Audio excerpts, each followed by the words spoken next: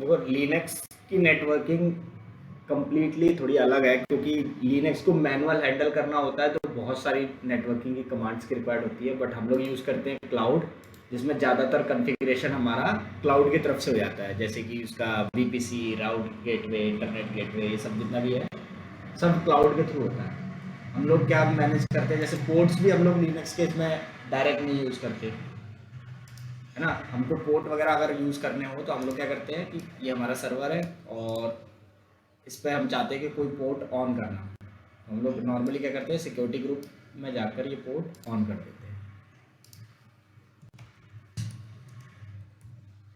ठीक है, और ये पोर्ट ऑन हो गया, इससे क्या होगा कि अब कोई भी क्लाइंट,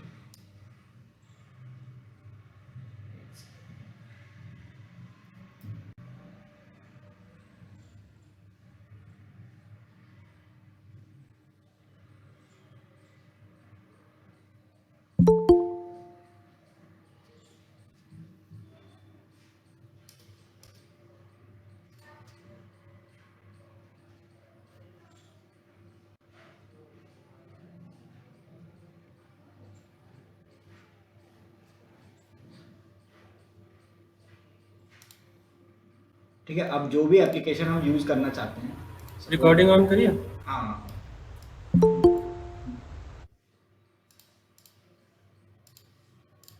ठीक है, सपोज हम लोगों को कोई भी पोर्ट 80 का एप्लीकेशन यूज़ करना है, इंजनेक्स हो गया या अपाचे हो गया, तो आपने इंस्टॉल कर लिया। अब इंस्टॉल करने के बाद वो तो लिनक्स के पोर्ट 80 पर रन कर रहा है, बट लिनक्स का पोर्ट 80 बाहर से कैसे मैनेज होता है, सिक्योरिटी ग्रुप के थ्रू। ठीक है, तो नेटवर्किंग के अंदर ही आता है ये चीज़ भी, लेकिन ये चीज़ हम लोग सिक्योरिटी ग्रुप से मैनेज कर रहे हैं। तो काफ़ी कुछ चीज़ें हैं जो हम लोग क्लाउड में क्लाउड के थ्रू मैनेज कर लेते हैं। हमें कुछ ही लिमिटेड कमांड्स होती हैं जो यूज़ करनी होती है फिर लिनक्स के लिए। ये हमारे क्लाइंट्स हैं, और क्लाइंट को सर्वर पर आना है तो वो क्या करेगा, सिंपली आईपी हिट करेगा या पोर्ट मेंशन करेगा जिस पोर्ट पर जाना है, और वो आ सकता है।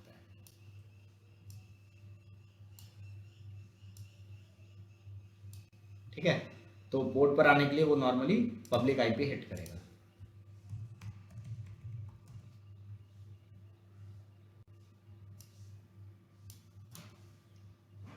अगर एक और सॉफ्टवेयर है जो पोर्ट 80 पर ही चलता है, जैसे एग्जांपल में अपाचे। अपाचे एक कंपनी है, उसका एक सॉफ्टवेयर है अपाचे 2।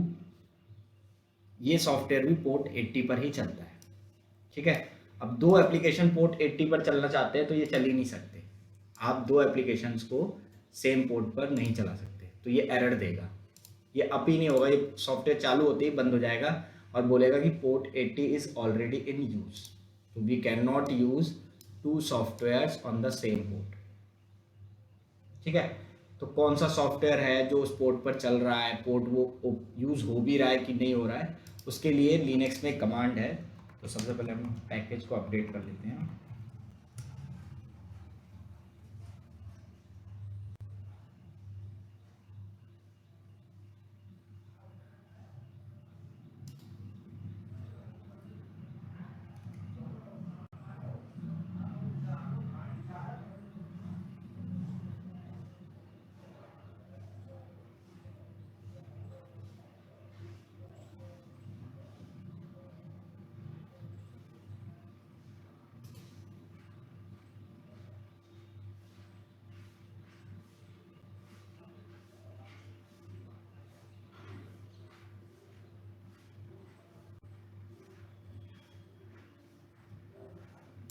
ठीक है, तो एक पैकेज है, पहले हम वो इंस्टॉल कर लेते हैं जिसकी हेल्प से हम लोग, तो एक पैकेज है हमारा जिसका नाम है नेट टूल्स,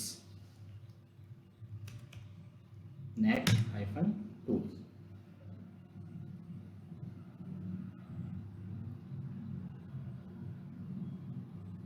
ठीक है, ये इंस्टॉल हो जाएगा तो हमारी पहली कमांड जो हम लोग सबसे ज़्यादा यूज़ करते हैं वो यूज़ करते हैं netstat hyphen tn LP. तो ये कमांड हमारे लिनक्स में कौन कौन से पोर्ट्स पर कौन कौन से सॉफ्टवेयर यूज़ हो रहे हैं या पैकेजेस यूज़ हो रहे हैं ये बताता है। ठीक है, इसकी वजह से हम ये हेल्प कर पाते हैं।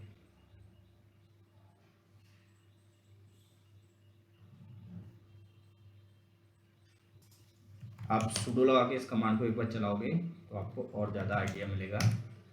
ठीक है, ये देखो, ये रहा हमारा आईपी।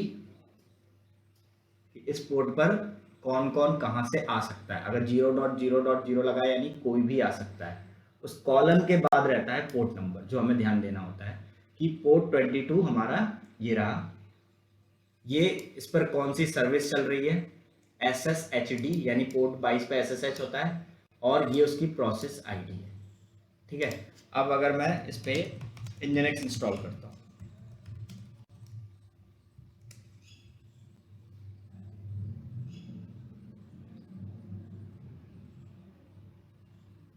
ठीक है, nginx इंस्टॉल हो गया। मैं एक बार स्टेटस चेक करता हूँ उसका, systemctl स्टेटस बताओ nginx का। ठीक है, तो ये बोल रहा है एक्टिव है, रनिंग है, ये प्रोसेस आईडी है मास्टर की, ये वर्कर की। ओके, अब हम नेट स्टेट देखते हैं एक बार कि ये पोर्ट पर चल भी रहा है कि नहीं।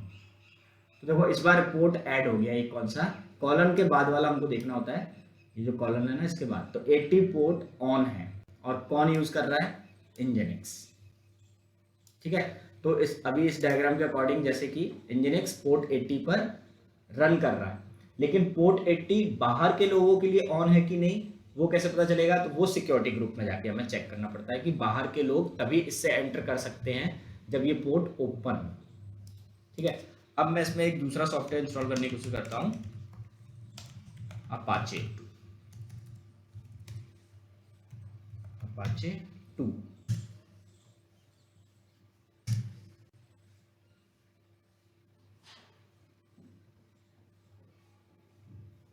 ठीक है, तो अपाचे 2 भी किस पोर्ट पर चलता है, 80 पर। बाय डिफॉल्ट वो भी 80 पर जाता है। तो एक बार हम अपाचे 2 का स्टेटस चेक करते हैं, systemctl स्टेटस ऑफ अपाचे 2। तो देखो क्या बोल रहा है, ये फेल हो गया। ठीक है, ये ऑन नहीं हो पाया। और क्यों नहीं हो पाया, देखो यहाँ पे एरर दे रहा है, address already in use can not bind to the this port, यानी पोर्ट 80 पर वो नहीं चल सकता क्योंकि ये ऑलरेडी यूज हो रहा है। और कौन यूज कर रहा है, nginx। ठीक है, तो ऐसा बहुत बार होगा कि आप किसी पोर्ट पर कोई चीज चेक करना चाहते हैं तो आपको ये वाली कमांड चलानी पड़ेगी, नेट स्टैट हाइफन टुन एलपी। टुन एलपी बोलने से क्या होता है कि आप वैसे आप कहीं भी कुछ भी लिख सकते हैं, पहले एल फिर टी फिर एन फिर पी यू, बट ये क्या करता है, थोड़ा सा हमारे लिए याद करने में आसान रहता है, तो मैं ये यूज करता हूँ।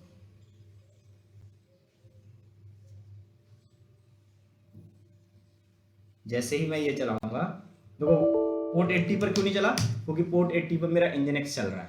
कैसे पता, ये देखो यहाँ पर ये बोल रहा है पोर्ट 80 ऑलरेडी यूज में है और nginx चल रहा है। अब मुझसे कोई बोलता है कि अपाचे फिर चलेगा कैसे, तो आपको अपाचे पहले तो अनइंस्टॉल करना पड़ेगा या फिर स्टॉप करना पड़ेगा, sudo systemctl stop nginx। ठीक है, अभी भी देखना, इस कमांड को चला के देखो। अब पोर्ट 80 मेरा फ्री है। क्यों फ्री है, क्योंकि मैंने nginx को क्या कर दिया, स्टॉप। और अब मैं बोलूँ कि अपाचे को कर दो start, sudo apt install systemctl start Apache 2। Apache 2 को स्टार्ट करने की कोशिश करो। ठीक है, नेट स्टैट टू एलपी चलाता हूं, तो देखो पोर्ट 80 चालू हो गया, और इस बार उस पर क्या चल रहा है, अपाचे 2।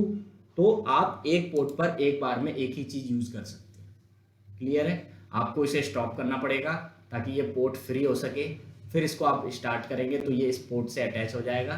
देन अगर आप इसको स्टार्ट करेंगे तो अब ये एरर देगा। ठीक है, तो देखो अब अभी मेरा स्टेटस मैं चेक करता हूँ nginx का। ठीक है, इनएक्टिव है इसका स्टेटस। अब मैं इसे स्टार्ट करता हूं,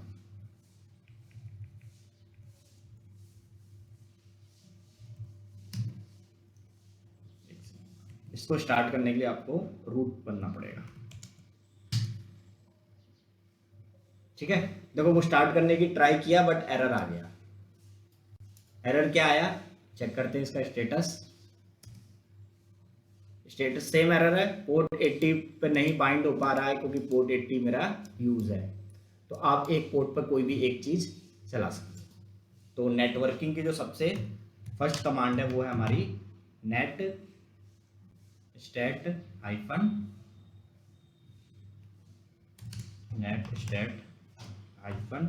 TUNLP। पहले आपको इसके लिए इंस्टॉल करना पड़ेगा। It is used to check which package or process is running on which port, किस पोर्ट पर कौन सा पैकेज चल रहा है वो चीज चेक करने के लिए।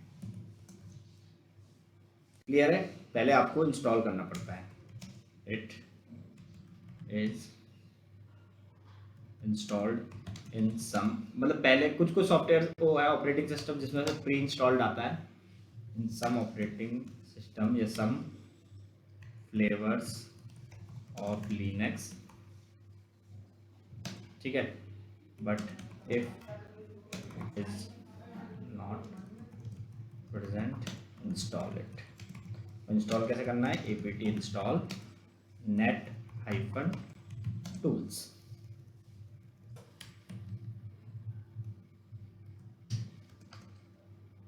इससे क्या पता चलता है कि कौन सा सॉफ्टवेयर कौन सा प्रोसेस हमारी किस पोर्ट पर चल रहा है। आप उसको बंद कर दोगे या उसकी प्रोसेस को किल कर दोगे तो वो पोर्ट फ्री हो जाएगा। अब इसकी फुल जो कमांड है ये TUNLP या TUNLP जिसे हम बोल रहे हैं, ये है क्या, ठीक है। तो T का मतलब होता है display TCP connections. TCP UDP ये टाइप ऑफ कनेक्शंस हैं, जब हम OSI मॉडल पढ़ेंगे तो ये सब पढ़ेंगे। U से क्या है, UDP connections, display UDP connections. यानी कि अगर कोई सॉफ्टवेयर कोई पैकेज TCP कनेक्शन पे वर्क कर रहा है या UDP पे वर्क कर रहा है तो ये उसके उन पैकेजेस को भी दिखाएगा कि ये कौन से पोर्ट पर चल रहे हैं। N क्या है, न्यूमेरिक एड्रेस,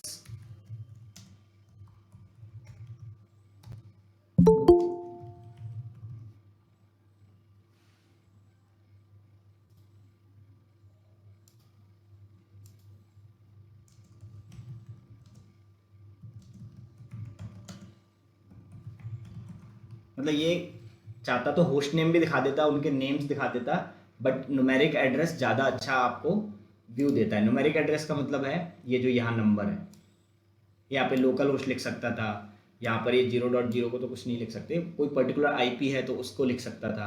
कनेक्शन का टाइप देखो TCP या UDP, इस टाइप के ये कौन से कनेक्शंस यूज़ कर रहा है, तो प्रोटोकॉल कौन सा यूज़ कर रहा है। उसके बाद एड्रेसेस, फॉरेन एड्रेस मतलब क्या क्या उधर से आ सकता है इस पोर्ट पर, ये उसका लिसनर है कि लिसन कर रहा है ये, और ये इसकी प्रोसेस ID और प्रोसेस का नाम।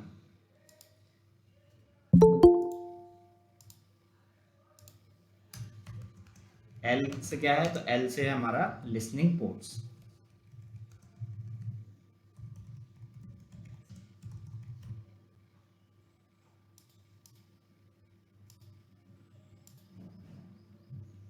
Display all listening ports.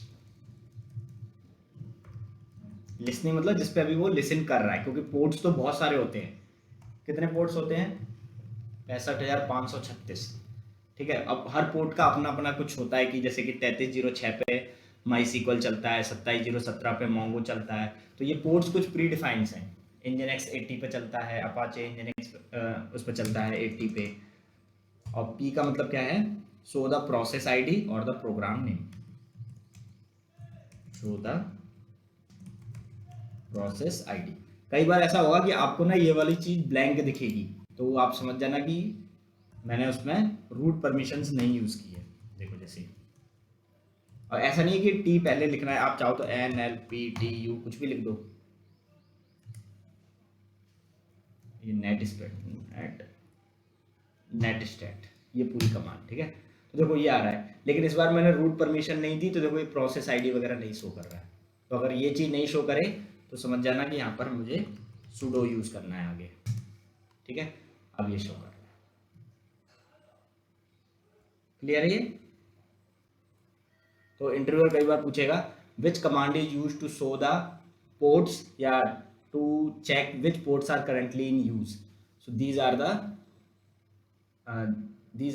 arguments which is used with this command to show the processes या सॉफ्टवेयर जो उस पोर्ट पर चल रहे हैं।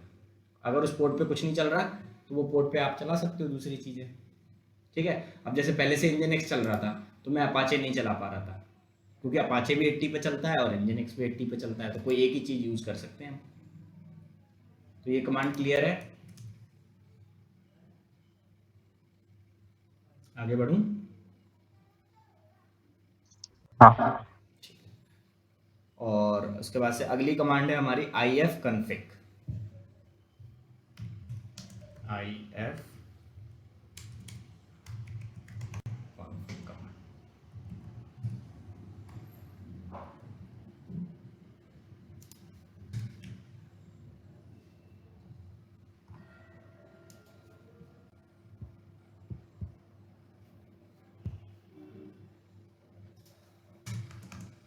तो if config कमांड किस लिए यूज होती है, तो it is used to configure network interface and displays the info about it, ठीक है।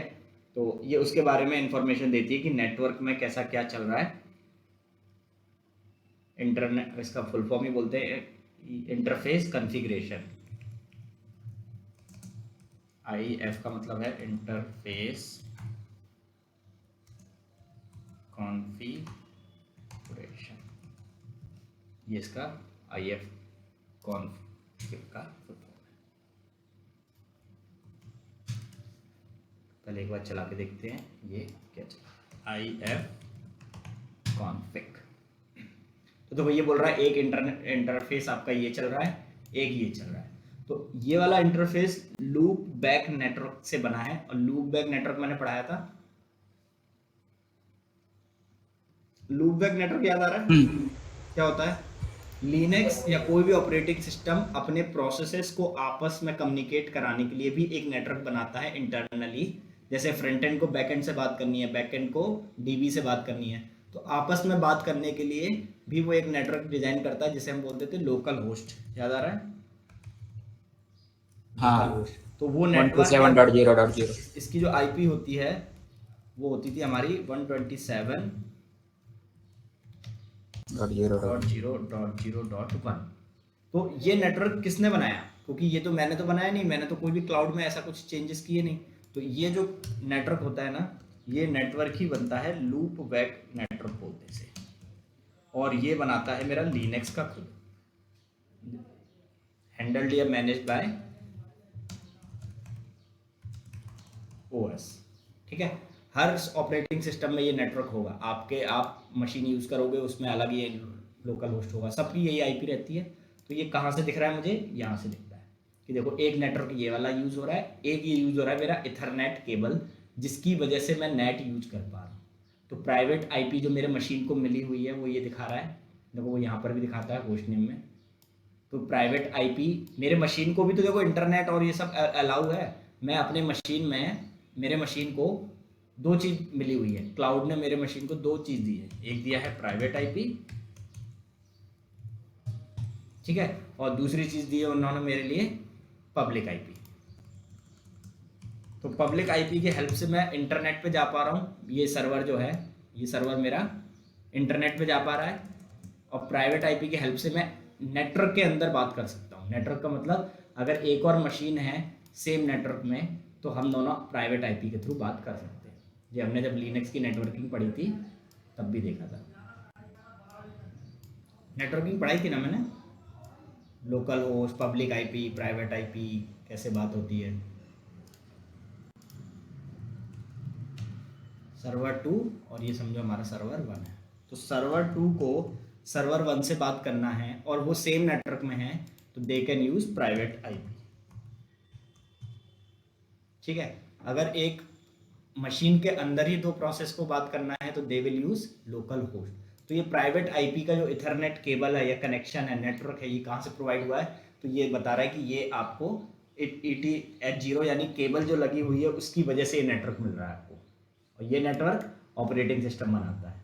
इस नेटवर्क से मैं विद इन नेटवर्क बात कर सकता हूँ, एक मशीन दूसरे मशीन से बात कर सकती है अगर वो सेम नेटवर्क में है तो, ठीक है। लूप बैक नेटवर्क की हेल्प से मैं क्या कर पाता हूँ, एक प्रोसेस दूसरे प्रोसेस से बात कर पाता हूँ। क्लियर है?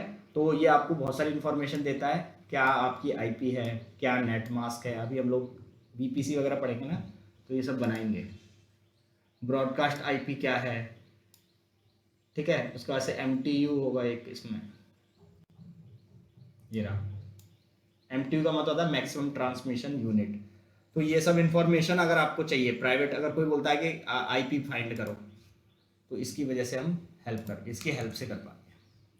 तो ETH0 is the Ethernet network,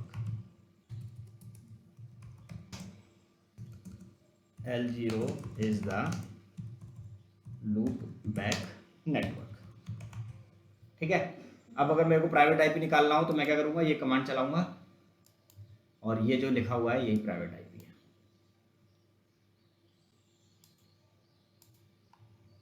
तो इंटरव्यूअर आपसे पूछेगा कि what are the different networking commands और you have used in Linux, तो आप बताओगे ये दोनों, और इसके बाद भी बहुत सारी हैं। अब उससे भी एडवांस एक कमांड है, हाँ इसमें आप ऐसा नहीं है कि सिर्फ ये डिस्प्ले करता है, आप इसमें कुछ चेंजेस भी कर सकते हो, बट ये चेंजेस अभी आप देख नहीं पाओगे क्योंकि हमने अभी ये नेटवर्क वगैरह खुद नहीं बनाया है, ये AWS ने हमें बना के दिया है। तो जब हम बीपीसी पे एक बार वापस आएंगे ना तो ये चीज़ करेंगे। किसी को डाउन करना हो तो IF up, to disable an interface, कोई भी एक इंटरफेस डिजेबल करना हो या इनेबल करना हो तो हम इससे कमांड से कर सकते हैं।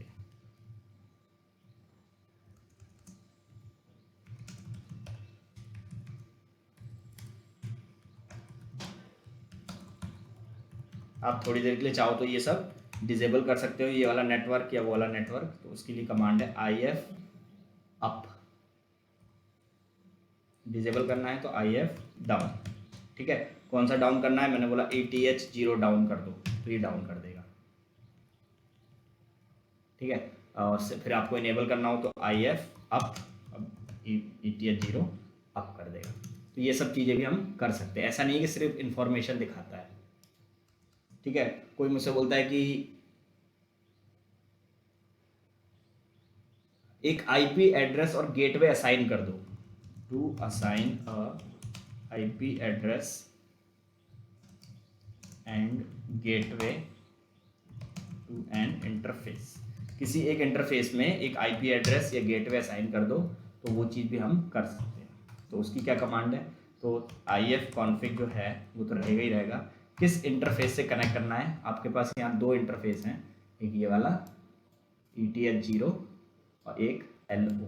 मैंने बोला ETH0 में मुझे एक आईपी एड्रेस असाइन करना है तो आप यूज़ कर सकते हो जो भी आईपी असाइन करना है वो, देन नेट मास्क उसका जो भी आपको असाइन करना है वो। ये देखो ये तब ज़्यादा अच्छे से यूज़ होगी जब आपके सर्वर्स वगैरह प्राइवेट हो। हम लोग क्या है क्लाउड से यूज़ कर रहे हैं तो क्लाउड पे ही ये सारी चीज़ें मैनेज हो जाती है, इसलिए इतना ज़्यादा आपको नहीं समझ में आएगा। उसके बाद से अगली जो कमांड है वो है आईपी। आईपी कमांड किस लिए यूज होती है, तो आईपी कमांड हमारी, ये आप बोल सकते हो कि this is the latest and updated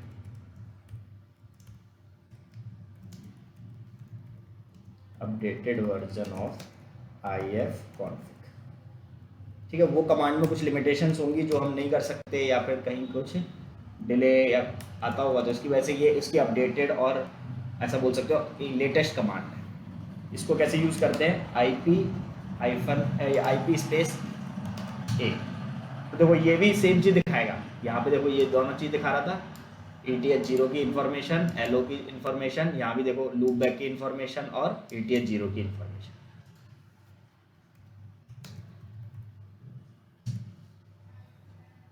ठीक है, IP लिखो या IP एड्रेस लिखो, दिखाएगा।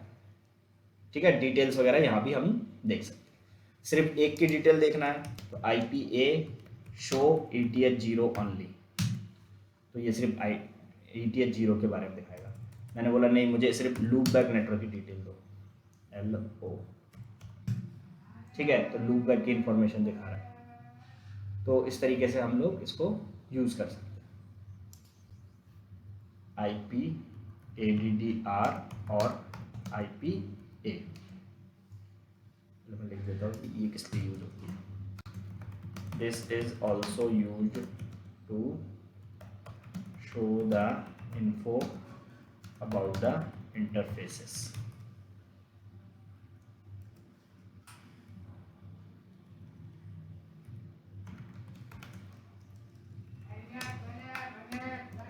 ये आपकी कमांड होगी। जैसे मैंने बोला IPA शो ETH0, तो ये उसके बारे में डिटेल बताएगा।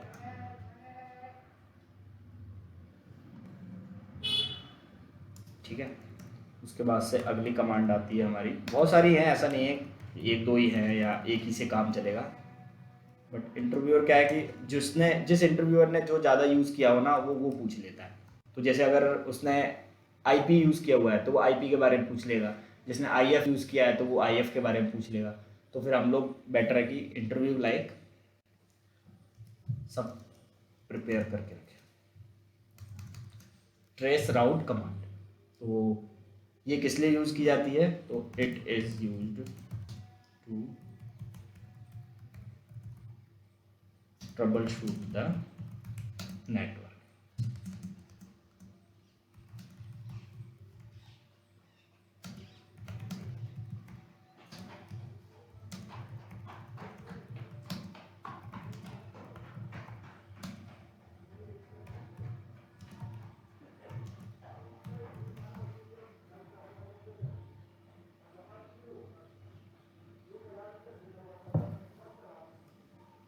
तो ये किस लिए यूज की जाती है, ये थोड़ा ऊपर और सिंपल लैंग्वेज लिखता हूं, which is used to trace the routes to trace the route packets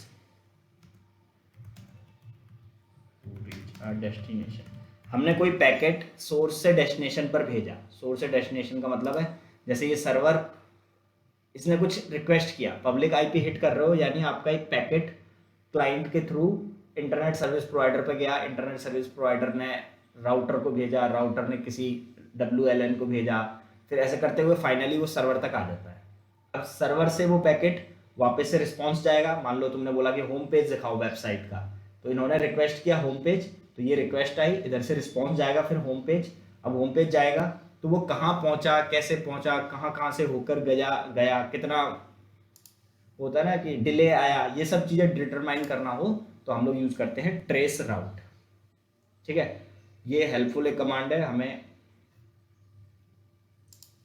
जैसे कि मैंने लिखा यहाँ पर ट्रेस राउट, और जो भी आप डेस्टिनेशन देना चाहते हो इंस्टॉल करना पड़ेगा।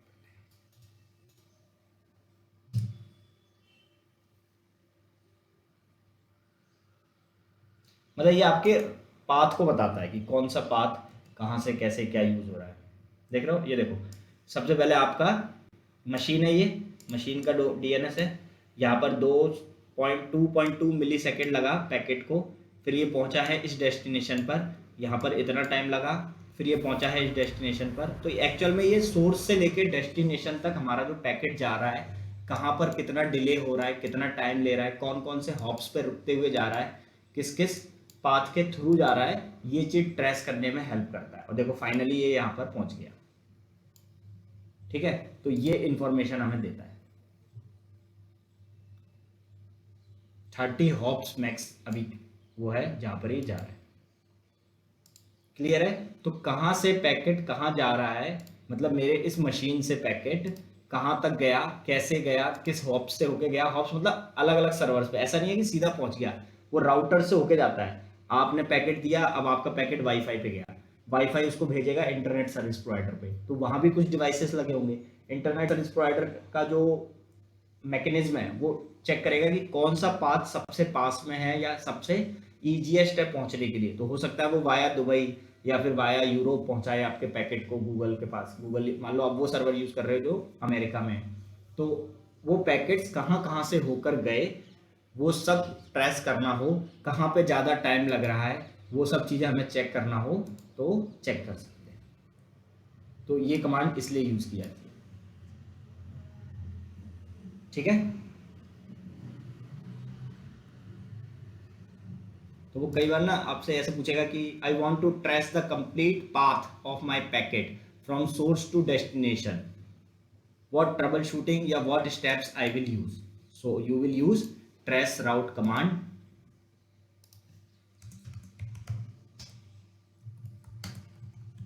trace route और जो भी आपका डेस्टिनेशन है google.com, या अगर आईपी पता है तो सीधा आईपी भी दे सकते हो। ठीक है, ऐसा नहीं है कि हमेशा वेबसाइट का नाम ही लिखोगे। अगर आपका एक सर्वर है, ये सर्वर है, इस सर्वर को इस सर्वर पे पैकेट पहुंचने के लिए कहाँ से कैसे गया चेक करना है, तो आप क्या करोगे, इस पे जाओगे, वो सॉफ्टवेयर इंस्टॉल करोगे ट्रेस राउट वाला, उसके बाद ट्रेस राउट और इसकी आईपी दे दो। अगर ये विद इन नेटवर्क है तो प्राइवेट आईपी से वर्क कर जाएगा, अदरवाइज पब्लिक आईपी दो। ये बताएगा कि ये पैकेट पहले कहाँ गया, फिर कहाँ गया, फिर कहाँ गया और फिर फाइनली यहाँ तक आया। तो ये चीज़ ट्रैक करने के काम आता है। ठीक है, उससे पहले हमको इंस्टॉल करना पड़ेगा ट्रेस राउटिंग, इंस्टॉल ट्रेस राउट। ठीक है, ये बहुत पावरफुल कमांड है, इंटरव्यूअर हमेशा पूछता है ये। एग्जाम्पल में ट्रेस राउट google.com। ठीक है, तो कई बार ना वो उसका आउटपुट पूछ लेता है, इसका आउटपुट बताओ क्या क्या था, क्या क्या चीज़ें थी उसमें। तो इसके अंदर होता है it specified the host names. ये इंटरव्यू आप एक बार देख लेना कि क्या क्या आउटपुट में देता है।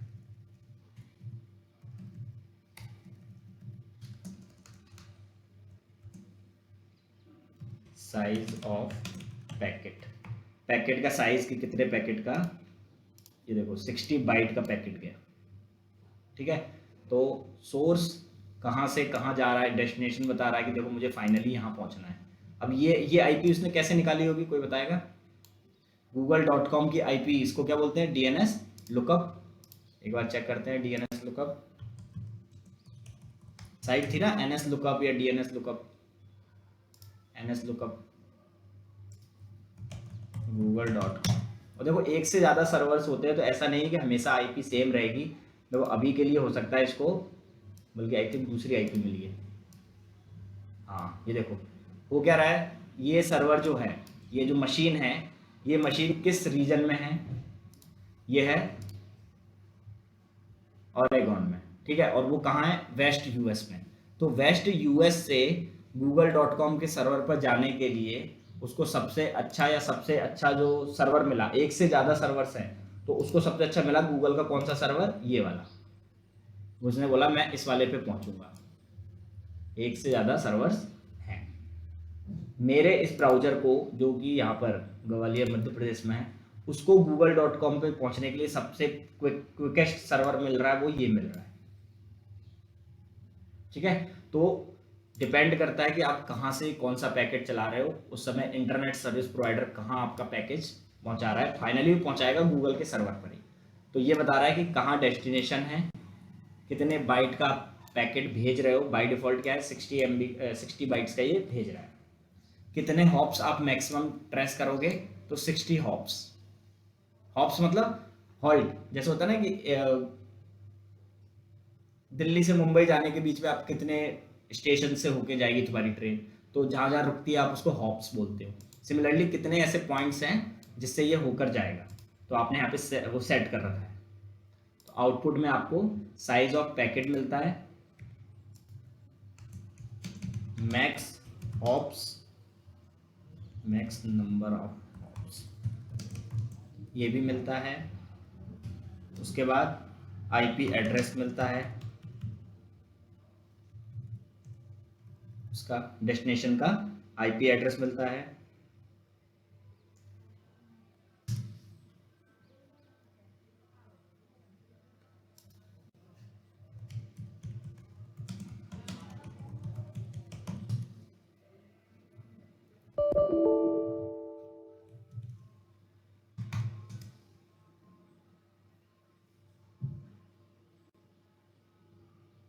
इधर 8 हॉप्स दिखा रहा है, ये पूरे 10 दिखा रहा है। कहाँ कितने एमबी का?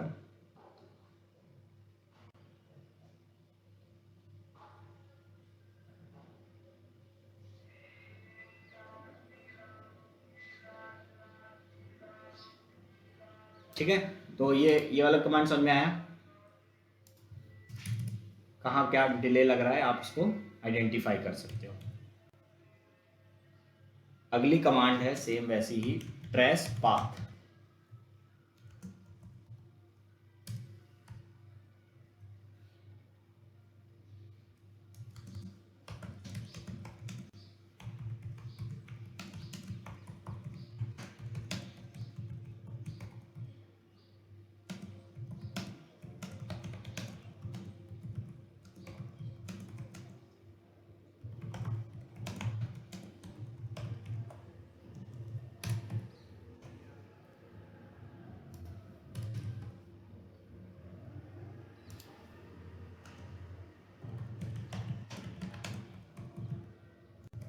ठीक है, ये लिनक्स के अंदर ये भी सेम कमांड ही है, बस इसमें एक बेनिफिट है, it does not require any root privileges for detailed troubleshooting. आपको कुछ ट्रबल शूट का मतलब होता है कुछ छानबीन करना, पता लगाना क्या इन्फॉर्मेशन, किसकी वजह से कोई दिक्कत आ रही है, कहाँ कैसे प्रॉब्लम्स आ रही है उसको। तो आपको ट्रबल शूट करना हो, कोई भी फुल डिटेल वगैरह आप इसको यूज़ करोगे तो आपको रूट परमिशंस की रिक्वायरमेंट नहीं है। इसमें क्या होता है, कुछ चीज़ों के लिए हमें रूट की परमिशन मिलेगी, तो मतलब रिक्वायरमेंट होगी तभी ये वर्क करेगा। ठीक है, बाकी कमांड उसकी भी सेम ही है, cmd। ऐसा होता है ना, किसी यूज़र या किसी डेवलपर ने ये वाली कमांड बना दी, फिर किसी और ने ये दूसरी कमांड बना दी, तो एक से ज़्यादा कमांड हो जाती है। सिमिलरली आप मेंशन कर सकते हो यहाँ भी डेस्टिनेशन। तो चेक करते हैं इसका आउटपुट क्या आता है, ट्रेस पाथ google.com।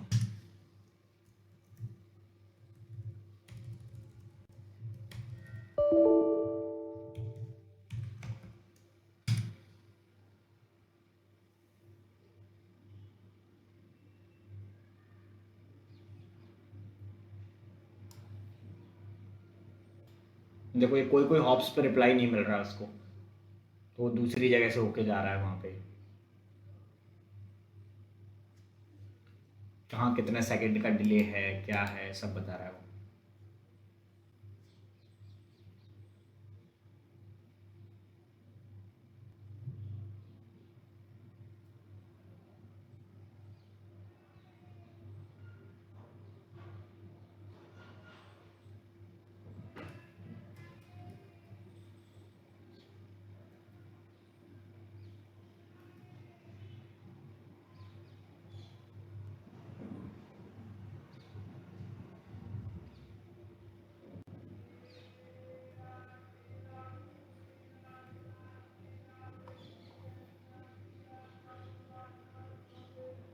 ठीक है, तो आप देखो यहाँ पे ये आईपी वगैरह मिल रही है कि कितना पैकेट कितने मिली सेकेंड्स का वो लगा।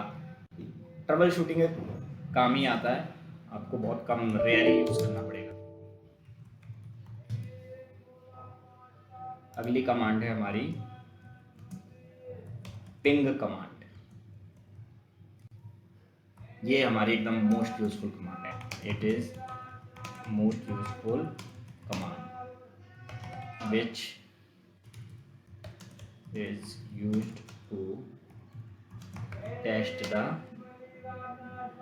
connectivity between two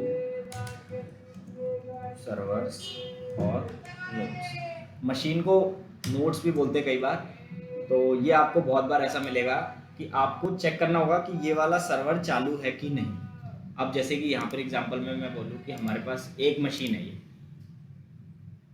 ठीक है, ये एक मशीन है, ये अभी यहाँ दिखा रहा है चालू है, लेकिन हमें चेक करना है कि ये एक्चुअल में चल रहा है कि नहीं, रिस्पॉन्स दे रहा है कि नहीं। ये तो एक रीजन में ऐसा है।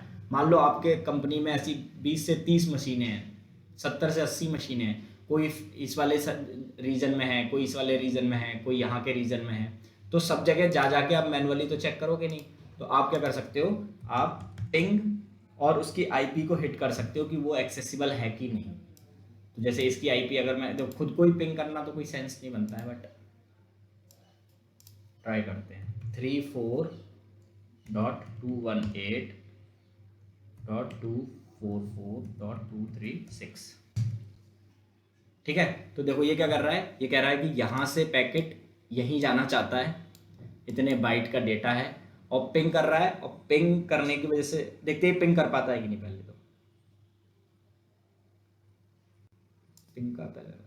पिंग का यहाँ पर एक छोटा सा फुल फॉर्म भी है, छोटा सा सुनिए, पैकेट इंटरनेट ग्रुप पर पिंग का।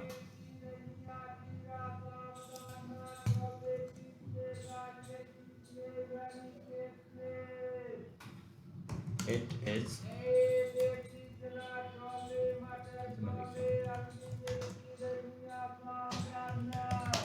पिंग डेस्टिनेशन, जो भी आपका डेस्टिनेशन है आप उसको पिंग कर सकते हो। एग्जाम्पल में कोई भी पिंग करके आईपी लिख सकते हो आप, सर्वर आईपी,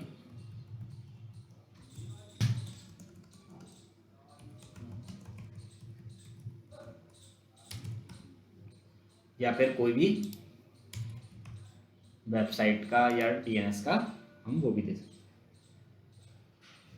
अब देखो यहाँ पर जो पैकेट हमने भेजा, ये पिंग नहीं कर पा रहा है, उसको पिंग नहीं कर पा रहा, मतलब वो वहां पर पैकेट को भेज नहीं पा रहा है, ठीक है। और ये ऐसा क्यों हो रहा है, क्योंकि देखो खुद के पैकेट पे भेज रहे हो, बट वाया इंटरनेट भेज रहे हो, पोर्ट 80 पर भेज रहे हो। पोर्ट 80 मेरी मशीन का ओपन है क्या? जब मेरी मशीन का पोर्ट 80 ओपन ही नहीं है तो तुम उस पर पैकेट कैसे भेज सकते हो? और जैसे ही देखो मैं इसका पोर्ट ऑन करूंगा तो ये उसको पिंग करने लगेगा, क्योंकि आईपी हिट करने का मतलब क्या है, कभी भी अगर आप डोमेन हिट कर रहे हो, डोमेन आईपी में बदलता है, और सिर्फ आईपी का मतलब होता है पोर्ट 80, ठीक है। तो आपने मशीन का पोर्ट 80 ऑन कर दिया,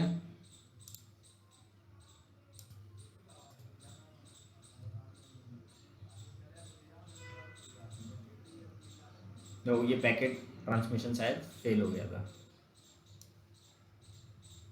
130 packet transmitted, 0 received, 100% packet loss, time इतना लगा है। पोर्ट 80 भी नहीं, पोर्ट 443 पर भेजेगा, ICMP पैकेट है ना, ठीक है। तो पिंग google.com, इसको हिट करते हैं। देखो क्या हो रहा है, उसने पिंग किया google.com को, ठीक है। यहाँ से 56 बाइट्स ऑफ डेटा ट्रांसफर किया, 64 बाइट्स भेजा, इतना टाइम लगा, और ये पैकेट दोबारा भेजा। तो देखो ये कई बार पैकेट को भेज रहा है, और पैकेट सक्सेसफुली जा रहे हैं, ये देखो।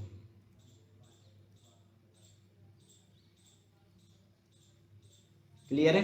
तो इससे ये पता चल रहा है कि हम लोग इंटरनेट पे जाकर इस सर्वर पे जा पा रहे हैं। तो कई बार अगर मुझे चेक करना हो कि इस मशीन में नेट चल रहा है कि नहीं, तो आप ये यूज करोगे। तो मैं यहाँ पे लिख देता हूँ नोट में, this command is also use to check internet connectivity of our machine. हमारी मशीन की इंटरनेट कनेक्टिविटी सही है कि नहीं, ये भी चेक करने के लिए आप ये पिंग कर सकते हो, ठीक है। अब ये तो देखो कितने पैकेट भेजे उसने, 72 पैकेट भेजे, 72 पैकेट का रिस्पांस वापस आया, एक भी पैकेट लॉस नहीं हुआ, टाइम टोटल इतना लगा। ये पिंग भेजता रहता है। अगर मैंने बोल दिया कि पिंग -c 10 पैकेट भेजो google.com को और चेक करो ये रिस्पॉन्स दे रहा है क्या, सर्वर इज एक्सेसिबल और नॉट, तो ये 10 पैकेट भेज के शांत हो जाएगा, अदरवाइज ये भेजता रहता है। ठीक है, 10 packets transmitted, 10 packet receive, 0 packet loss, total time इतना लगा। यानी कि आप इंटरनेट,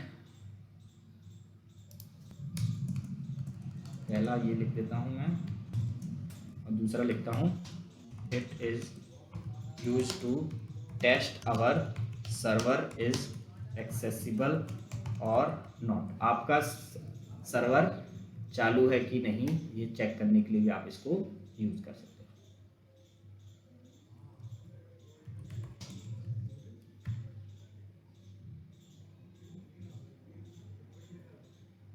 ठीक है, नेट स्टेट हमने पढ़ ही लिया था, कितनी हुई 6। Net state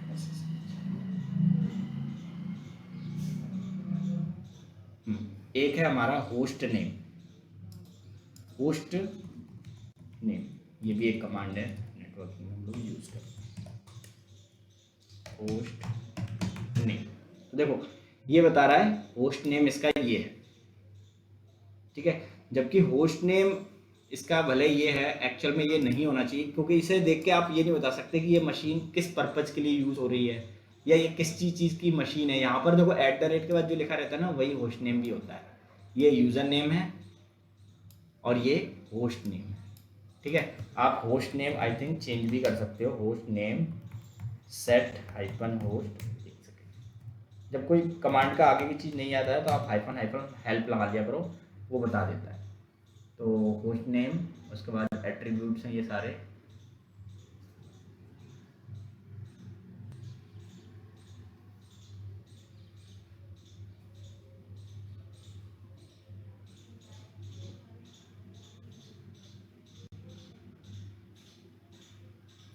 set host name है ना, होस्ट नेम -b और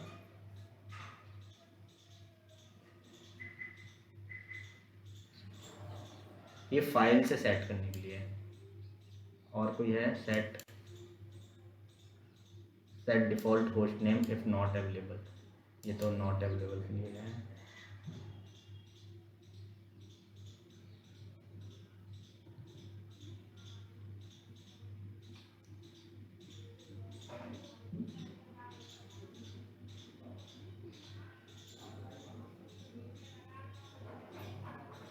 होस्ट नेम की set host name host name -set -host ऐसा कुछ था।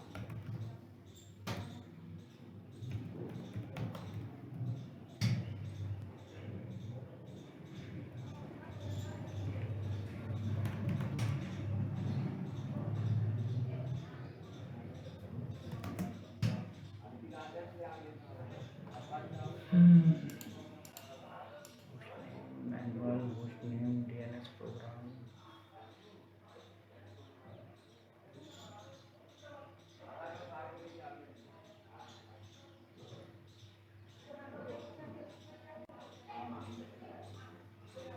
होस्ट नेम सेट नहीं, होस्ट नेम CTL लगाते थे आगे,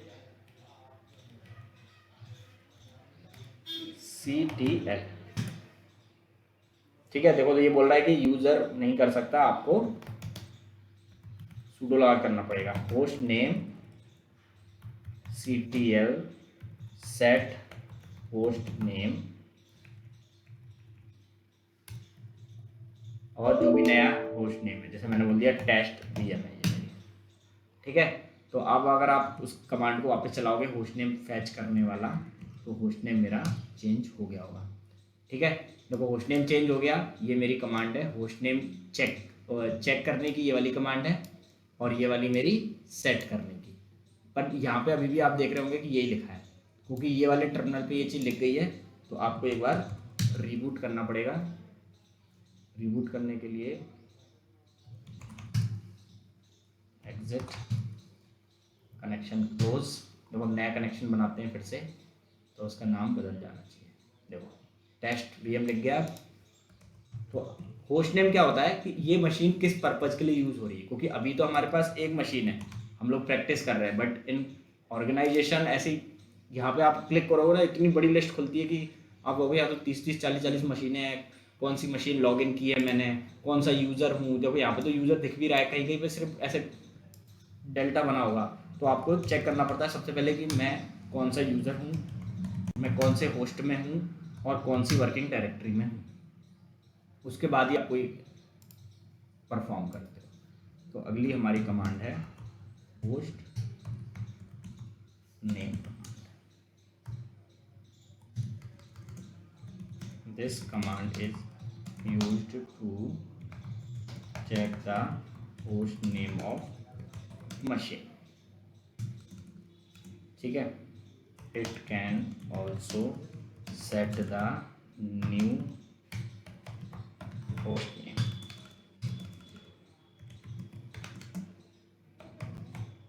host name set hyphen host name और host name CTL set hyphen host name. और जैसे मान लो मेरी मशीन है वो मैं यूज़ कर रहा हूँ डॉकर के लिए, तो मैंने लिख दिया डॉकर हाइफन VM, ये डॉकर VM के लिए हो गया। ये आप यूज़ करते हो। अगली कमांड है हमारी डिग कमांड।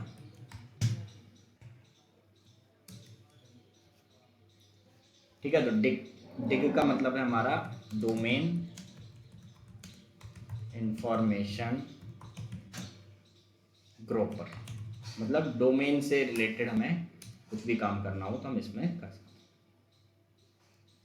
हैं। It is use for DNS lookup. DNS lookup करने के लिए या DNS lookup to query the DNS name. आप DNS नेम वगैरह पता करना चाहते हो सर्वर वगैरह के, वो सब। It is used for DNS related issues. आपको DNS से रिलेटेड कोई भी इश्यूज वगैरह आ रहे होंगे तो आप ये वाली कमांड यूज करोगे। जैसे कि मैं यहाँ पे लिखता हूँ डिग google.com। ठीक है, तो देखो ये पूरी जानकारी देगा आपको कि किस रिकॉर्ड पे जा रहा है। अभी हमने DNS रिकॉर्ड वगैरह नहीं पढ़े हैं ना, तो इसलिए आपको थोड़ा कम समझ में आएगा इसका आउटपुट। google.com डॉट याद आ रहा है, एक रूट डोमेन होता है, ये उसका क्या है डोमेन, ये सब डोमेन नहीं, सब डोमेन तो और आगे होगा, ये उसका लोकल डोमेन है जो खरीदा है उसने। ठीक है, कौन से रिकॉर्ड पे जा रहा है, ए रिकॉर्ड पे जा रहा है, किस IP पे जा रहा है, इस पे जा रहा है, तो ये सारी इंफॉर्मेशन आपको देता है। तो DNS से रिलेटेड आप किसी भी चीज़ का कुछ भी जानकारी पता करना चाहते हैं तो आप इसे यूज़ कर सकते हैं। ठीक है, देखो इसके पास 2 सर्वर ऑन है, 2 रिकॉर्ड्स हैं,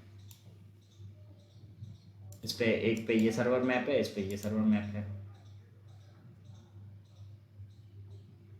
ठीक है, कौन सा रिकॉर्ड है, ए रिकॉर्ड है, वो सारा आपको इन्फॉर्मेशन देगा। उसके बाद से एक है हमारे पास NS लुकअप। ठीक है, google.com। ये आपको क्या करता है, हर डोमेन की IP दे देगा। किसी भी डोमेन की आपको IP निकालना है तो या तो आपके पास तरीका ये है कि आप साइट पे जाओ NS DNS लुकअप पे और यहाँ पर आप डोमेन को सर्च करो flipkart.com, तो ये बता देगा आपको फ्लिपकार्ट के बारे में। क्योंकि आपको पता था कि डोमेन कुछ नहीं होता, ह्यूमन रीडेबल एक स्ट्रिंग होती है जिससे कि हम चीज़ें आसानी से याद रख सकें। एक्चुअल में तो बैकएंड में एक सर्वर ही होता है, एक IP ही होती है। तो वही चीज़ देखो 103.243 लिखा है, आप यहाँ पर वही चीज़ निकाल सकते हो flipkart.com। फ्लिपकार्ट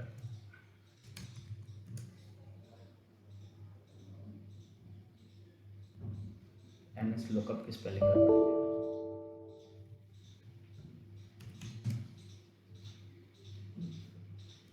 ठीक है, देखो तो ये यहाँ से इनका सर्वर का अलग है, हर रीजन वाइज पता है सर्वर्स बदल जाते हैं, तो ऐसा आपको रटना नहीं होता है। इसीलिए तो ये चीज़ रटनी ना पड़े इसलिए तो हम लोग डोमेन पे आ जाते हैं कि डोमेन हमें पता है कि ये सेम रहेगा।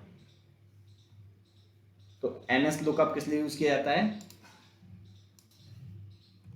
कुछ कुछ कमांड्स हैं जो एक जैसी ही हैं, जैसे ns लुकअप और डिग वाली में आपको कुछ ज़्यादा फर्क नहीं दिख रहा। दोनों किस लिए यूज़ की जाती है? डीएनएस क्वेरी के लिए। बस डिग बहुत ज़्यादा डिटेल इन्फॉर्मेशन दे रही है। ये देखो यहाँ पर इतना सारा इन्फॉर्मेशन दे रही है।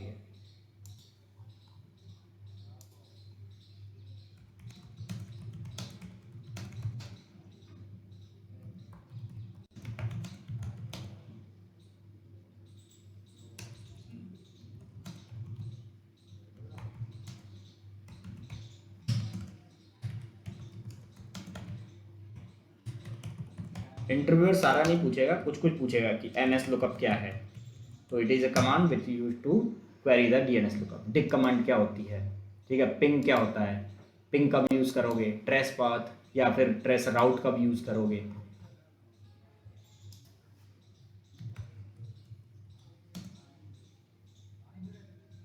फिर एक वही राउट है, तो जो ट्रेस राउट है, ट्रेस राउट, ट्रेस पाथ, राउट एलएस राउट, ये करके जो जितनी भी है ना, ये सब सेम ही वर्क करती हैं नेटवर्क के पैकेट्स वगैरह यूज करने के लिए। ये राउट वाली जो है ये यूज होगी हमारी राउट टेबल के लिए।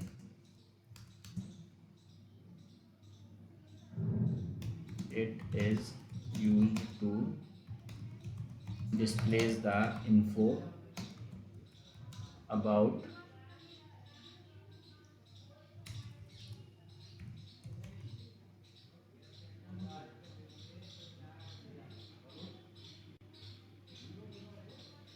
राउट टेबल। एक बार चेक कर लेते हैं।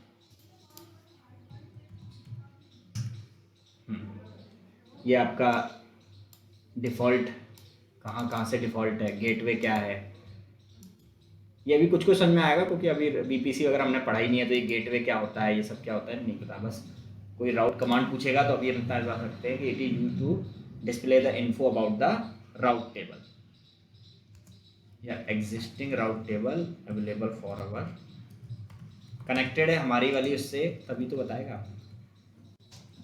फॉर आवर सिस्टम, हर सिस्टम का अलग अलग राउट टेबल होगा तो अलग अलग आउटपुट आएगा।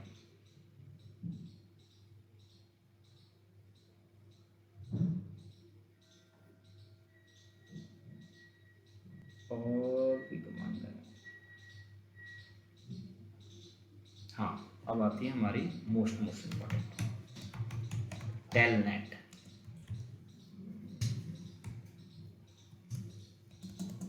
टेलनेट कमांड क्यों यूज किया जाता है, कोई आइडिया समझे? नेट पता करने के लिए कौन सा नेट चल रहा है। नेट पता करने के लिए मतलब ये पिंग करेंगे ना इसे, जैसे google.com वगैरह, इसकी आईपी एड्रेस वगैरह बताता है ऐसे टेलनेट। देखो, पिंग कमांड से हम लोग क्या चेक कर रहे थे कि हमारा सर्वर एक्सेसिबल है कि नहीं, है ना। टेलनेट उसी टाइप से वर्क करती है, बट टेलनेट बहुत एडवांस है। आप इससे स्पेसिफिक पोर्ट तक बता सकते हो कि ये वाला पोर्ट उस चीज का एक्सेसिबल है कि नहीं। तो it is used to interact with another server, या इसी को आप होस्ट भी बोल सकते हो, ओवर द नेटवर्क, ठीक है। It can test the server accessibility, server accessible है कि नहीं, and also the port, also the port accessibility. सबसे बड़ा एडवांटेज यही है कि आप पोर्ट भी पता कर सकते हो कि वो पोर्ट पर्टिकुलर चालू है कि नहीं। जैसे कि एग्जांपल में मैंने बोला कि टेलनेट करो google.com और पोर्ट 80, तो पोर्ट 80 हम लोग चेक कर रहे हैं google.com का ओपन है कि नहीं। तो google.com पहले एक आईपी में कन्वर्ट करके देगा हमें वो,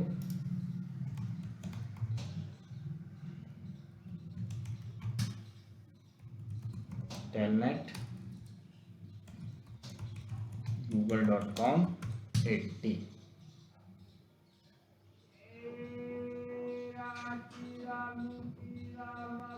ये 80 पे एक्सेसिबल हो रहा है, बट 80 को वो रीडायरेक्ट करके इंटरनली कहाँ भेज दे रहा है, 443 पे। मतलब 80 को भी वो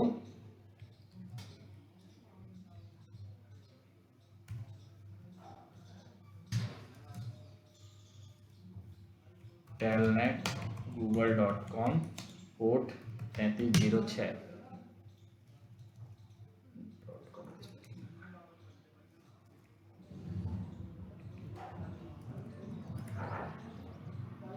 ठीक है, तो देखो इसका आईपी तो मिल गया होगा उसको, लेकिन उसके पोर्ट 3306 पे नहीं पहुंच सकते। देखो 80 के साथ क्या सीन होता है ना, 80 पे जब पैकेट जाता है तो जैसा पैकेट भेजते हैं हम बिल्कुल वैसा ही जाता है। कोई भी बीच में अगर हमारे पैकेट को कैप्चर कर ले तो हम लोग इजिली हैक हो सकते हैं। तो इसीलिए एक नया प्रोटोकॉल बनाया गया HTTP के बाद, HTTPS, एस यानी सिक्योर। इसमें क्या होगा कि आप पैकेट जब भी भेजोगे, चाहे वो क्लाइंट भेजे चाहे सर्वर भेजे, पैकेट को इनक्रिप्ट करके भेजा जाता है। तो इनक्रिप्शन वाला चीज इसमें आ जाएगी, और HTTPS पोर्ट चलता है 443 पे।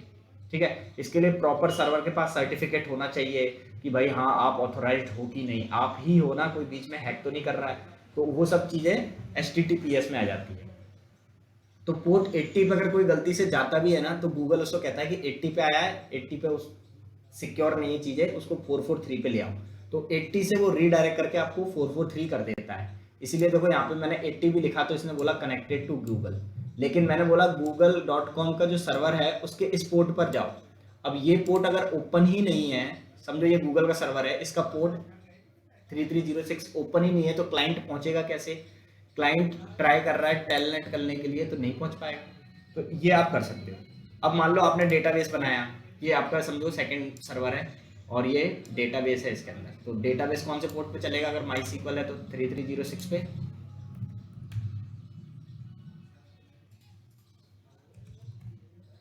ठीक है, ये आपका डीबी सर्वर है सपोज। अब आपको चेक करना है कि ये सर्वर एक्सेसिबल है कि नहीं, तो आप यहाँ पर क्या यूज करोगे? टेलनेट, इसकी प्राइवेट आईपी अगर ये सेम नेटवर्क में है तो, और स्पेस देकर पोर्ट 3306। अगर ये यहाँ से टेलनेट कर पा रहा है तो समझो कि सही है, ये सर्वर हेल्दी है, इसका ये पोर्ट भी हेल्दी है, एक्सेसिबल है। क्लियर है? ये ऐसा क्यों किया गया? जैसे अगर मान लो मैं बोलूं अभी ये सर्वर चल रहा है, ठीक है, और 2 घंटे बाद ये सर्वर बंद हो गया, या इस पर MySQL बंद हो गया। MySQL बंद हो गया नहीं, 3306 पोर्ट से अब ये एंट्री नहीं देगा मुझे। 3306 पोर्ट से बस एंट्री मिलती है, लेकिन एंट्री लेके कहाँ जाएगी मुझे? MySQL पे, और मैं MySQL पे अब नहीं जा पा रहा। तो ये पोर्ट आप समझो एक्सेसिबल नहीं है, वर्क नहीं कर रहा है क्योंकि एंट्री नहीं मिल रही। तो अब मुझे चेक करना है 2 घंटे बाद कि ये सर्वर चालू है कि नहीं। तो या तो आपको क्या करना पड़ेगा? लॉग इन करो, फिर इस पे जाके MySQL लॉग इन करो। पहले आप सर्वर लॉग इन करो, फिर MySQL को कनेक्ट करो, तब पता चलेगा कि MySQL चालू है कि नहीं। या फिर इसका स्टेटस चेक करोगे, systemctl स्टेटस MySQL। तो ऐसे आप एक सर्वर होता तो कर लेते। कंपनी में तो ऐसे 30 40 50 सर्वर है, जिसका कोई पोर्ट यूज हो रहा है, किसी का कोई पोर्ट यूज हो रहा है। मान लो एक और सर्वर है, ये एक और सर्वर है, और यहाँ पर आपको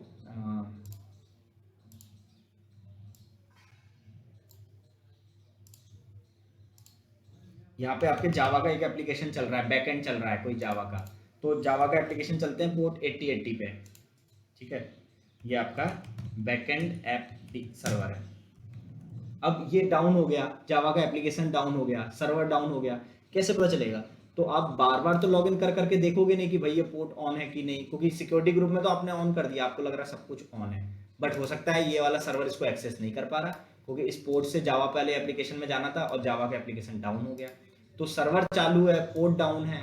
पोर्ट डाउन का मतलब है वो एप्लीकेशन डाउन है, कैसे पता चलेगा? तो इसके लिए हम लोग एक टेलनेट वाली कमांड यूज करते हैं। टेलनेट कमांड क्या करेगी? इसका आउटपुट देगी। देखो अब ये अनेबल टू कमेंट आ गया ना। अब अनेबल टू कनेक्ट आया तो आपको पता चलेगा कि इस वाले सर्वर का, आप यहाँ पे डायरेक्ट सर्वर भी दे सकते थे। टेलनेट करो इस सर्वर को, और कौन सा पोर्ट इसका? मैंने बोला 80 पोर्ट पता करो चालू है कि नहीं। कनेक्टेड है। क्यों कनेक्टेड है? क्योंकि पोर्ट 80 मैंने देखो सिक्योरिटी ग्रुप में चालू कर रखा है। इसका पोर्ट 3306 चेक करो, चालू है कि नहीं।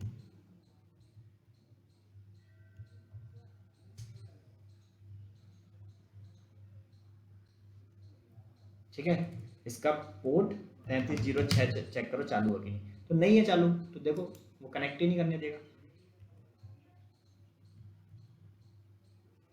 ठीक है, तो इससे हेल्प से देखो हम लोग क्या कर पा रहे हैं, पोर्ट भी पता कर पा रहे हैं। It can test the server accessibility and also the port accessibility.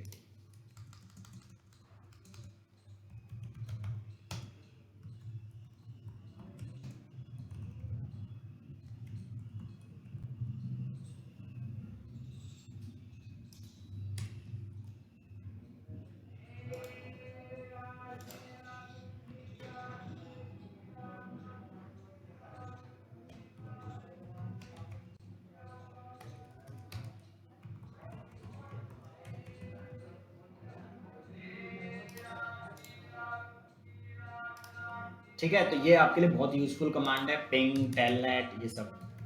12 number पे है कर्ल, कर्ल कमांड। ठीक है, तो कर्ल और ये हम लोग देखने वाले हैं, कर्ल और डब्लू गेट, ये दो एक साथ देखेंगे। And W get command, W get, ये बहुत यूज होगी।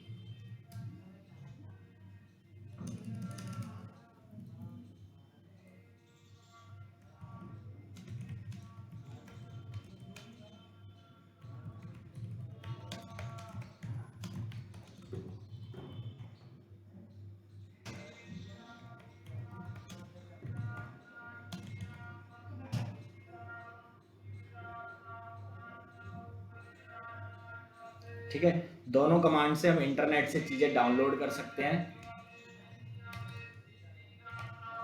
बट कर्ल थोड़ी सी एडवांस है। कर्ल हैव सेवरल ऑप्शंस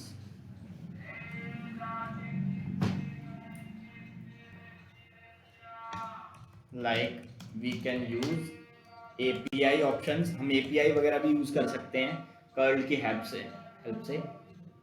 तो कर्ल थोड़ी सी एडवांस हो जाती है, जैसे कि मैंने बोला google.com। ठीक है, देखो मैंने यहाँ पे डोमेन हिट किया तो ये पेज खुला। अब इस पेज का एक बार सोर्स पेज देखोगे आप, तो देखो ऐसा कुछ ये चीज आया है उधर से, इतना सारा। तो ये तो मेरा यूआई था, तो मैंने तुरंत क्लिक करके या फिर देखकर बता दिया। यही चीज आपको अगर यहाँ करना हो तो देखो आप ls करो, कोई फाइल नहीं है आपके पास, आपने लिखा कर्ल google.com, तो देखो उसका क्या कर रहा है ये,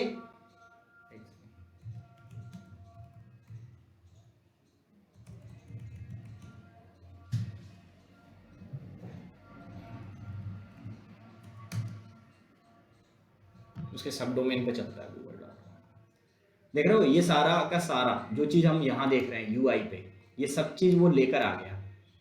तो कर्ल ने क्या किया, जो भी वाया इंटरनेट ये डोमेन पे रिक्वेस्ट गई, उसका जो भी आउटपुट आया, आप इस चीज का आउटपुट देख सकते हैं यहाँ पे।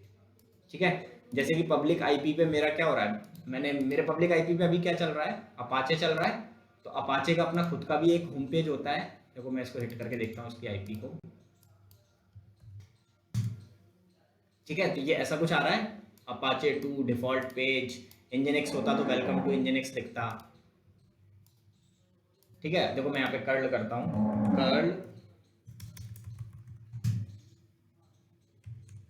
कर्ल और आईपी, ऐसा नहीं कि हमेशा डोमेन ही देना है। तो देखो जो कुछ अपाचे वाले होम पेज आपको वहां दिख रहा था ना, वो ये चीज आ गई, देख रहे हो यहाँ, इसमें भी वही लिखा होगा, welcome to Ubuntu modified from Debian original.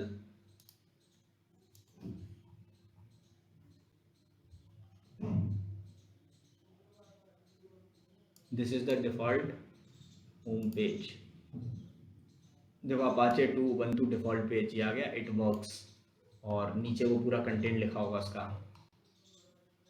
This is the default welcome page used to test the correct operations, ये लिखा हुआ है। देखो आप यहाँ पे जो कुछ भी देख रहे हो वो कर्ल कमांड के थ्रू हम लोग ला भी सकते हैं।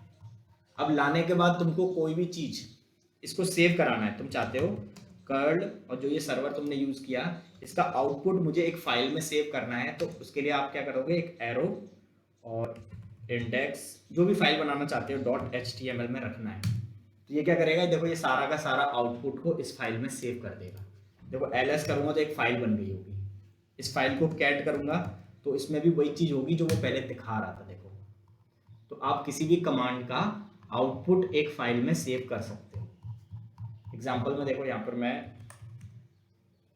क्लियर कमांड और टच करके मैं 10 फाइलें बनाता हूँ, ABCD 4 ही बनाता हूँ, ठीक है, mkdir test1 test2 test3, ये मैंने यहाँ पे देखो ये आउटपुट निकाला, ठीक है। अब मैं चाहता हूँ इस आउटपुट को किसी फाइल में सेव कर सकूँ, ये जो आउटपुट आ रहा है इसको किसी फाइल में सेव करना है। तो सेम चीज आप पहले ये वाला एरो दोगे, देन मैं किस में सेव करा दूँ, किसी फाइल का नाम ऐसे लिख देता हूँ dummy.txt। तो देखो ये आउटपुट है ना, जो कुछ भी ये आउटपुट में आ रहा था ये सब इस फाइल में सेव हो गया। ls करो, देखो एक फाइल बन गई होगी, इस फाइल को कैट करोगे तो आपको फाइल के अंदर भी वही कंटेंट दिखेगा जो वो कमांड। तो किसी भी कमांड का आप आउटपुट किसी फाइल में सेव करा सकते हो। तो कर्ल कमांड क्या करती है, आपके लिए कंटेंट डाउनलोड करके ला सकती है, कंटेंट आपको दिखा सकती है, ठीक है। वो चीज आप wget से भी कर सकते हो, wget google.com, गूगल नहीं है, www.google.com, ठीक है। इसने क्या किया होगा, देखो index.html फाइल से वो अपने आप डाउनलोड कर देती है, यानी कि कर्ल आपको CLI पे वो चीज दिखाता भी है, wget डायरेक्ट डाउनलोड कर देता है। जैसे कि एक एग्जांपल में मैं देखता हूँ, कोई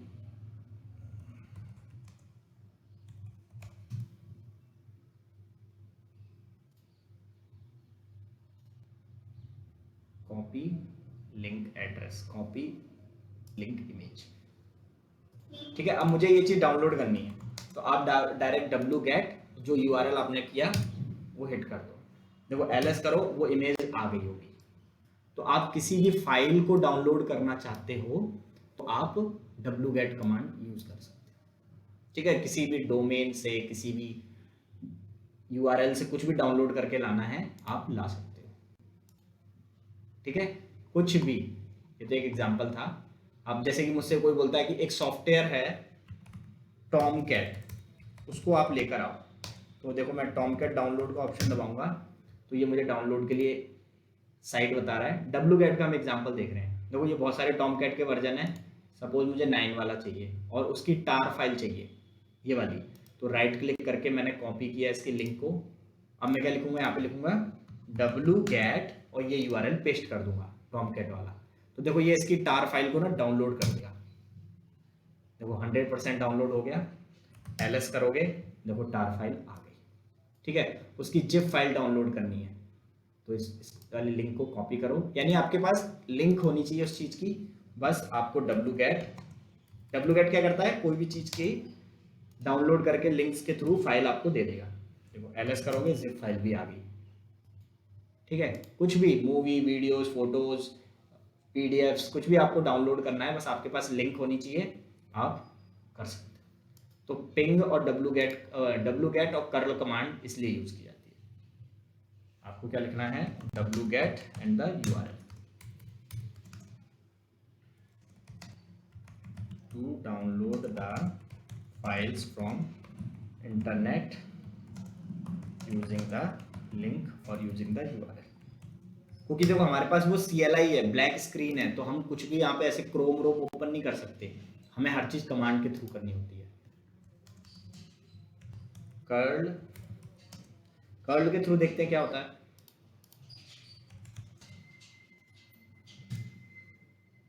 ठीक है, तो कर्ल क्या कह रहा है कि ये बाइनरी आउटपुट है तो हम इसको डिस्प्ले नहीं करा सकते, इसलिए उसने उसको ओवरराइट कर दिया, ठीक है। तो कर्ल का क्या फायदा है कि आप उसको डिस्प्ले भी कर सकते हो,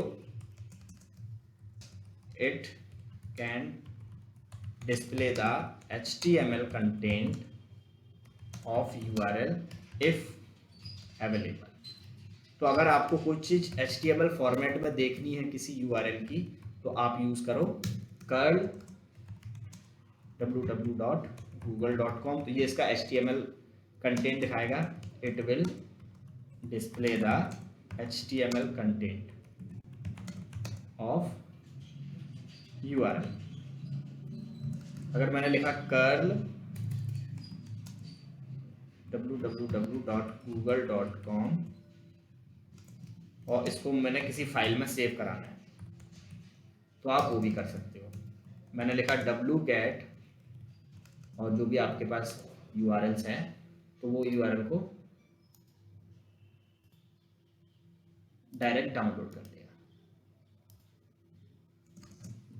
दिस विल, तो आपको कुछ भी डाउनलोड कराना तो आप किससे कराओगे? wget से।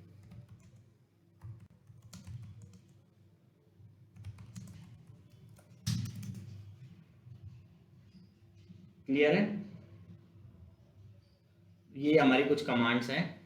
लिनक्स का अब जितना भी होगा हम लोग मोस्टली कोशिश करेंगे कि उसको लैब वाले चीज़ों में जब हम आगे डिप्लॉयमेंट वगैरह करेंगे तब यूज़ करेंगे। तो ये आपके इंटरव्यू के लिए बहुत काम आएगा, लिनक्स नेटवर्किंग।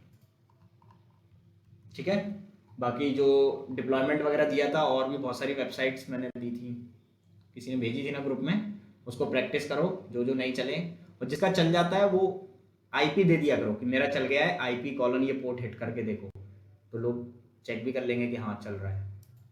और जिसका नहीं चले वो एरर भेज दिया करो। ठीक है, ये 12-15 कुछ कमांड्स हैं, एक दो और है मैं ऐड कर दूंगा इसमें। ये हमको इंटरव्यू के लिए बहुत अच्छा रखना है, वरना यूज़ तो आप 80% ये करोगे, पिंग वाली करोगे और ये कर्ल और wget करोगे। ठीक है, ये क्लियर है? हाँ सर।